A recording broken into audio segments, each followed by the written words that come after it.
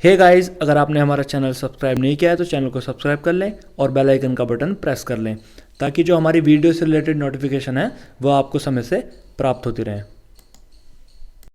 Hey guys, कैसे हो आप सब लोग। मुझे उम्मीद है कि आप लोग सब अच्छे होंगे और अपने घर पे कुशल मंगल होंगे। गाइस, आज का जो हमारा टॉपिक है वो स्टैटिक जीके से रिलेटेड है।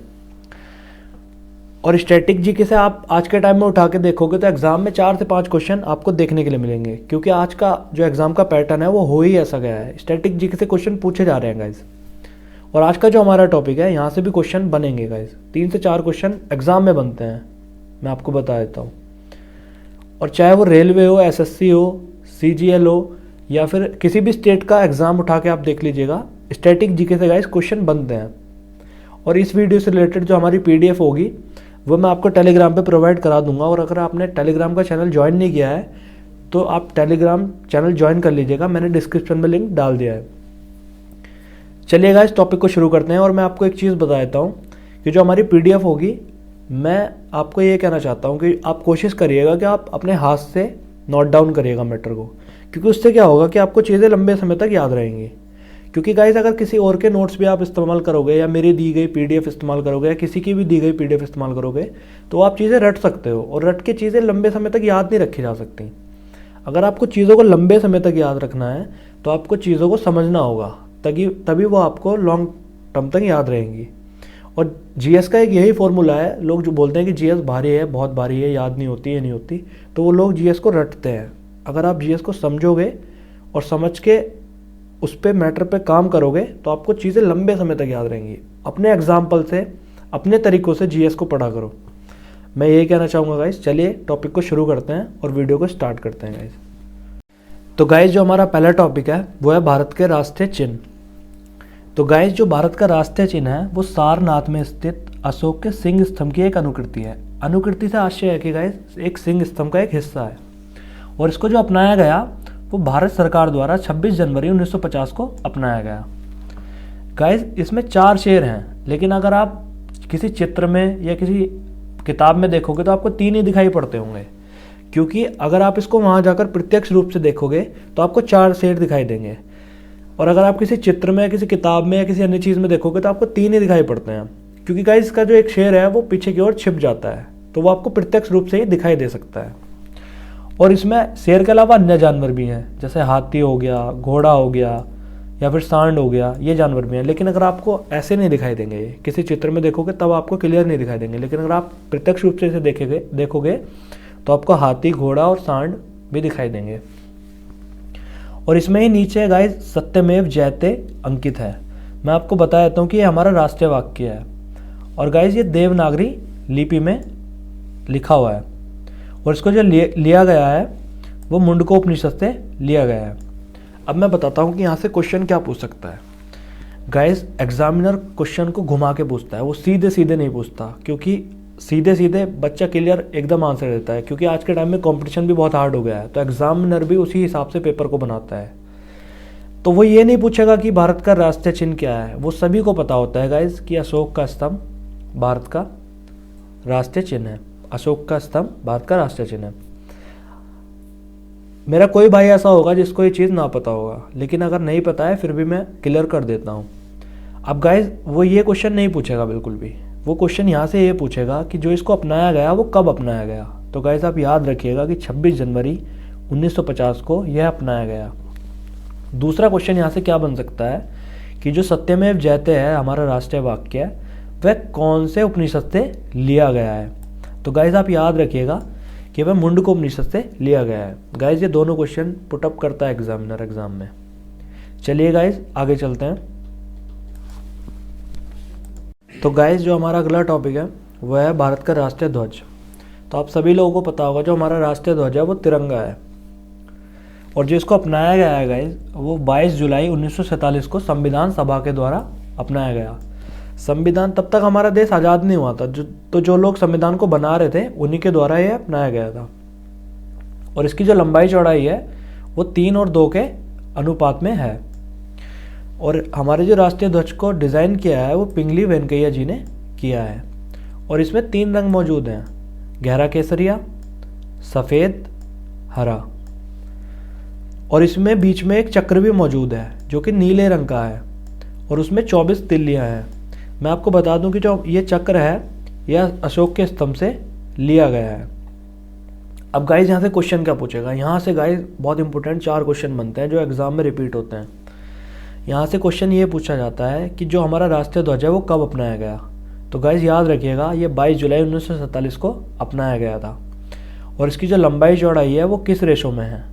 गाइज ये क्वेश्चन प्रीवियस ईयर में ही बहुत बार रिपीट हुआ है। तो गाइज आप ये याद रखिएगा कि रेशो का अनुपात पूछा जाता है पेपर में, तो इस पर आप गौर दीजिएगा गाइज। अगला क्वेश्चन जो यहाँ से पूछा जाता है वो पूछा जाता है कि जो तिरंगा है उसको डिज़ाइन किसने किया है। तो आप याद रखिएगा पिंगली वेंकैया जी ने इसको डिज़ाइन किया है। एक क्वेश्चन जो और बनता है यहाँ से वो ये बनता है कि कलर से पूछा जाता है, रंग से, कि कौन सा रंग किस चीज़ का प्रतीक है। तो मैं आपको बता देता हूँ, जो गहरा केसरिया रंग है वो ताकत और साहस का प्रतीक है।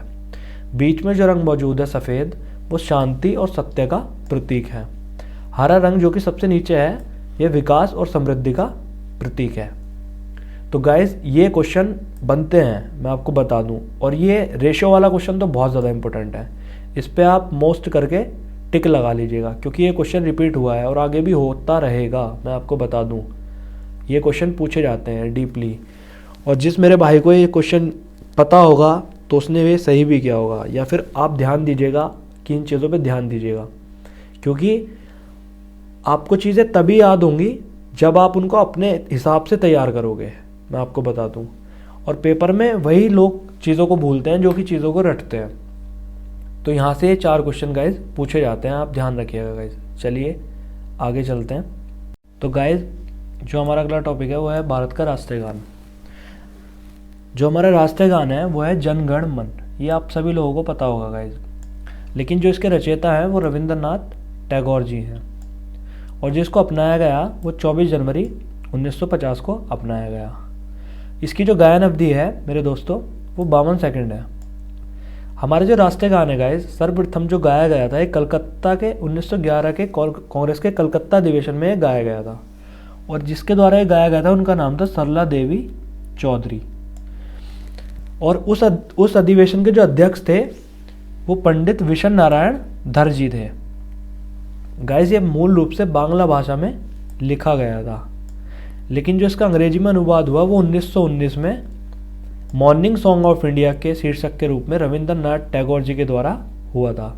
हमारा राष्ट्रीय गान पहली बार 1912 में जो प्रकाशित हुआ था सर्वप्रथम, वह तत्वबोधिनी नामक पत्रिका में प्रकाशित हुआ था। अब गाइज यहाँ से 3 क्वेश्चन बनते हैं, 3 से 4 क्वेश्चन भी बन सकते हैं गाइज। देखिए सबसे नॉर्मल जो क्वेश्चन है वो ये पूछा जाता है मतलब कि राष्ट्रीय गान के जो रचयिता हैं वो कौन है। तो आप याद रखिएगा रविंद्रनाथ टैगोर जी हैं। ये तो आप सभी लोगों को पता ही होगा, लेकिन जो मोस्ट इंपॉर्टेंट क्वेश्चन है वो है कि ये कब अपनाया गया। तो आप याद रखिएगा कि 24 जनवरी 1950 को यह अपनाया गया था। अगला क्वेश्चन जो यहाँ से बार बार रिपीट होता है वो होता है कि जो राष्ट्रीय गान है वो किस कांग्रेस के अधिवेशन में गाया गया। तो आप याद रखिएगा कि 1911 के कांग्रेस के कोलकाता अधिवेशन में गाया गया था, और उस अधिवेशन के जो अध्यक्ष थे वो पंडित विशन नारायण धर जी थे। एक क्वेश्चन और बनता है गाइस यहाँ से कि जो हमारा राष्ट्रीय गान है वो कौन सी पत्रिका में सर्वप्रथम प्रकाशित हुआ था। तो आप याद रखिएगा कि तत्वबोधिनी नामक पत्रिका में यह प्रकाशित हुआ था। चलिए गाइस आगे चलते हैं। तो गाइस जो हमारा अगला टॉपिक है वह है भारत का राष्ट्रीय गीत। मैं आपको एक चीज़ पहले क्लियर कर देता हूँ, जिन मेरे भाइयों को ये चीज़ नहीं पता है कि राष्ट्रीय गीत और राष्ट्रीय गान क्या है। बहुत से मेरे भाई होंगे जिनको ये चीज़ पता होगा, ये एक नॉर्मल सी चीज़ है, लेकिन मैं फिर भी ये क्लियर कर देना चाहता हूँ। ये चीज़ गलत नहीं है कि चीज़ों को क्लियर करना। तो जो हमारा राष्ट्रीय गीत है वो है वंदे मातरम, और जो हमारा राष्ट्रीय गान है वो है जनगण मन। ये चीज़ आप गाइस याद रखिएगा। और जो हमारे राष्ट्रीय गीत के रचयिता हैं वो बंकिम चंद्र चटर्जी हैं, और इसको उपन्यास आनंद मठ से लिया गया है।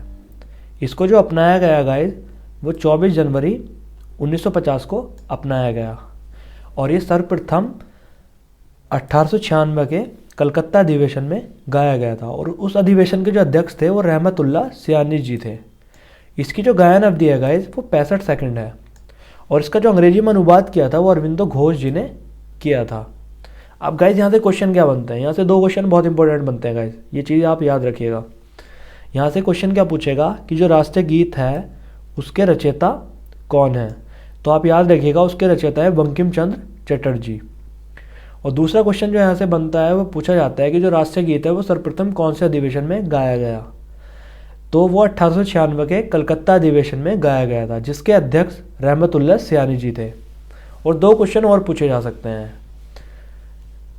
अगला क्वेश्चन जो पूछा जा सकता है तीसरा, वो यह पूछा जा सकता है कि ये कब अपनाया गया था, तो 24 जनवरी 1950 को यह अपनाया गया था। इसका जो अंग्रेजी में अनुवाद था वो अरविंदो घोष जी के द्वारा किया गया था।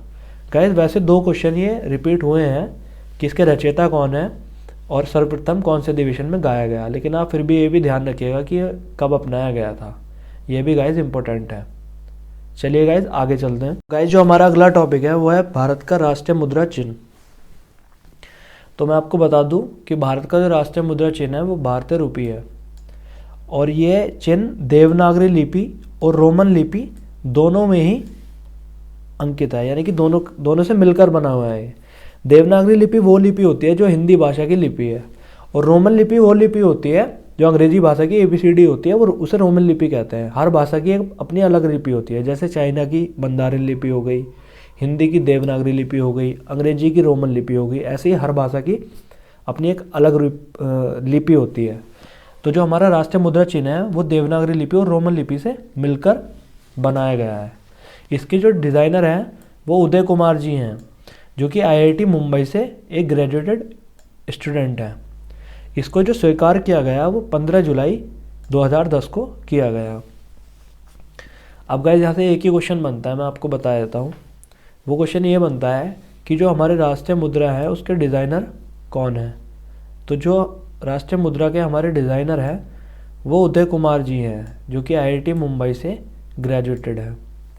गाइस टॉपिक को यहीं पे ख़त्म करते हैं और जो इस टॉपिक से रिलेटेड क्वेश्चन है उसको स्टार्ट करते हैं। अब आप ये देखिएगा कि आपने क्या सीखा है अभी तक, या कितनी चीज़ें आपको याद हैं। और अगर आपको चीज़ें याद नहीं भी रहती हैं तब भी कोई दिक्कत नहीं है, इतनी जल्दी कोई याद नहीं कर सकता। आपको जो मैं PDF दूंगा या आप जो नोट्स तैयार करोगे उन्हें पढ़कर आप एक बार वीडियो को आगे बढ़ाकर और टेस्ट देना, और आप देखना आपको कितनी चीज़ें याद हैं। तो चलिए गाइस टेस्ट को स्टार्ट करते हैं और वीडियो को आगे बढ़ाते हैं। तो चलिए गाइस टेस्ट को शुरू करते हैं। तो गाइस जो हमारा पहला क्वेश्चन है वो है भारत का राष्ट्रीय चिन्ह कब अपनाया गया। तो गाइस इसका जो सही ऑप्शन है वो है B 26 जनवरी 1950। चलिए गाइस अगले क्वेश्चन पे चलते हैं। भारत का राष्ट्रीय वाक्य कौन सी लिपि में है। तो गाइस इसका जो सही ऑप्शन है वो है B देवनागरी लिपि। चलिए गाइस अगले क्वेश्चन पे चलते हैं। हमारा तीसरा क्वेश्चन है सत्यमेव जयते कौन से उपनिषद से लिया गया है।